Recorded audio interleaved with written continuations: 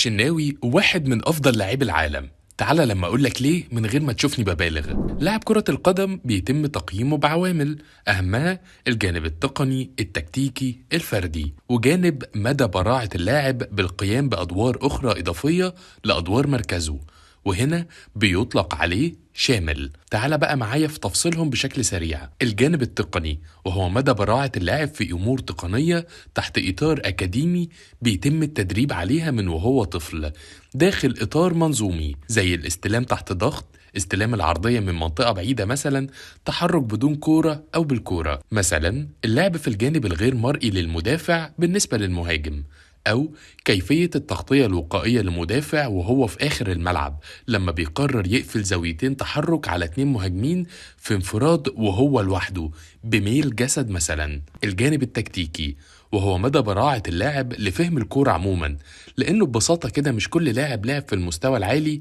بيفهم كورة، بالإضافة لمدى براعة اللاعب داخل منظومة بعينها لمفاهيم نمطية متكررة. المفاهيم دي بتحصل كل مباراة بجانب تفاصيل أخرى متغيرة حسب كل خصم، بالتالي حتى لو اللاعبين اتغيروا الأفكار نفسها بتحصل. وهنا لازم يكون العامل النفسي والبدني والتركيز والقوة الذهنية ومخزون المواقف المشابهة اللي عاشها اللاعب نفسه وحلها يكونوا حاضرين، لأنه هيتفاجئ مهما كان محضر ومذاكر كويس لمعطيات كتير. الجانب الثالث هو الجانب الفردي، وده معروف للكل، مهارات اللاعب الفردية ومدى تطويعها وتشعيبها داخل فريق محكم التصرف ولا يملك حرية الارتجال زي السيتي مع جوارديولا مثلا. دي بروين عشان دماغك ما تروحش لبعيد، لاعب مهاري جدا لكن لا يعيق المنظومة وأفكارها وأنماطها، ومهمته الأولى هي خدمة أفكار بيب مش إيضاح إمكانياته هو. بدون أي مبالغة بقى وعلى الهادي خالص واحسبها زي ما أنت عايز، محمد الشناوي